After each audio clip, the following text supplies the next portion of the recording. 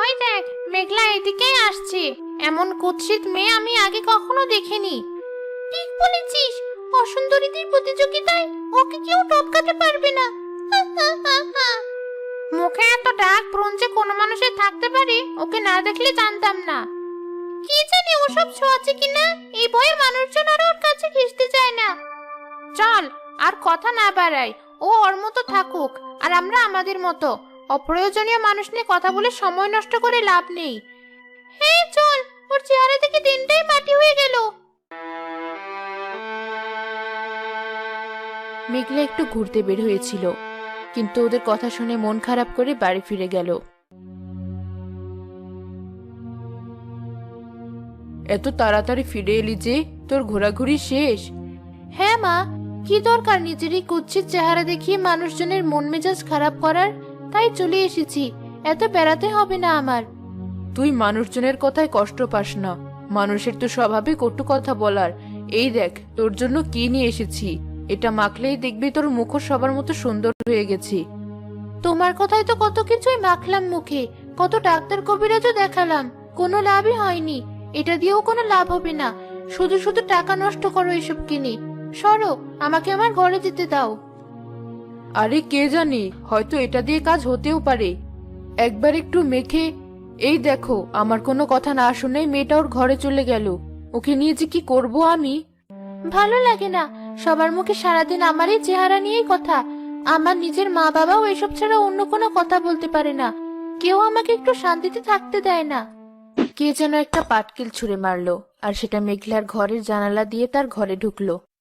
এখন আবার ঢিল ছুটছে কি? ও, ভুলেই তো গিয়েছিলাম যে আজ আসিফের সাথে আমার দেখা করার কথা। আমার জন্য অপেক্ষা করতে করতে ক্লান্ত হয়ে আর না পেরে অবশেষে ঢিল ছোড়া শুরু করেছি। যাই, ওর সাথে দেখা করে আসি। কিরে, আবার কোথায় যাচ্ছিস তুই? এই তো মা, এখানেই, একটু পরে চলে আসবো। অবশেষে তুমি এলে। কতক্ষণ ধরে তোমার জন্য দাঁড়িয়ে আছি জানো? আমার একটুও মনে ছিল না তোমার সাথে দেখা করার কথা, মনে পড়ার সাথে সাথেই দৌড়ে চলে এসেছি। হ্যাঁ, তা থাকবে কেন? তুমি তো আমাকে ভালোই বাসো না। এই কথা তুমি কিভাবে বলতে পারলি? আমার আশেপাশের মানুষের মধ্যে তুমি একমাত্র ব্যক্তি যে সারাদিন আমার চেহারা নিয়ে পড়ে থাকে না, এটা ওটা এনে আমার মুখে মাখতে বলে না।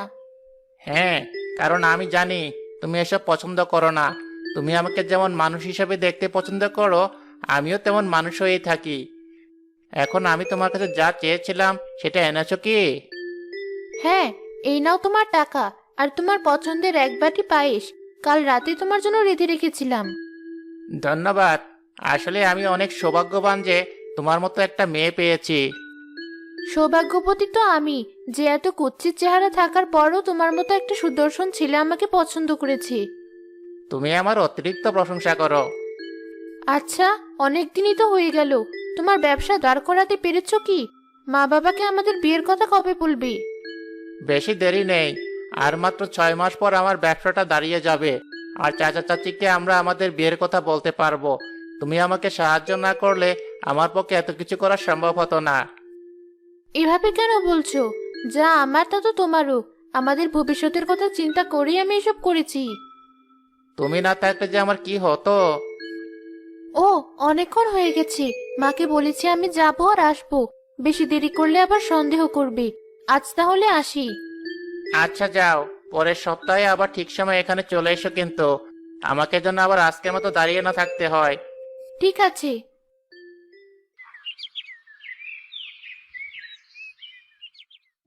কি, আসিফের সাথে দেখা করে আসলি? তুই তো আমাকে ভয় পাইয়ে দিয়েছিলি, এতক্ষণ গাছের আড়ালে দাঁড়িয়ে থেকে আমাদের কথা শুনছিলি তুই? না, আমি কেবল এখানে এলাম, তোর আর আসিফের কথা শুনে দাঁড়ালাম। ভালো করেছিস, এখন সর, আমি বাড়ি যাব। শোন মেঘলা, আমি তোকে আগেও বলেছি, আজও বলছি, আসিফ ছেলে ভালো না, ও তোর সাথে প্রতারণা করছে। আমি জানি তুই আমাকে ছোটবেলা থেকেই পছন্দ করিস, তাই আসিফের নামে উল্টাপাল্টা বলে আমাকে ওর থেকে দূরে সরাতে চাস। আমি তোর কথা বিশ্বাস করি না, তাই আমাকে সব বলে লাভ নেই। আমার ভালোবাসা প্রত্যাখ্যান করলেও তুই খারাপ থাক, এটা আমি কোনোদিনই চাইনি। আসিফ তোকে একদিন কষ্ট দেবে, তুই দেখে নিস। আমি চললাম। মেঘলাও তার বাড়ি ফিরে গেল। এভাবে দেখতে দেখতে প্রায় 6 মাস পার হয়ে গেল। প্রতিবার আসিফ আমার জন্য অপেক্ষা করে, আজ আমি 1 ঘন্টা আগে গিয়ে ওর জন্য অপেক্ষা করব। ও খুব খুশি হবে। ওর ব্যবসাটাও দাঁড়িয়ে গেছে। অল্প কিছুদিনের ভেতরেই ও আমাদের বাড়িতে এসে আমার মা বাবার সাথে কথা বলবে।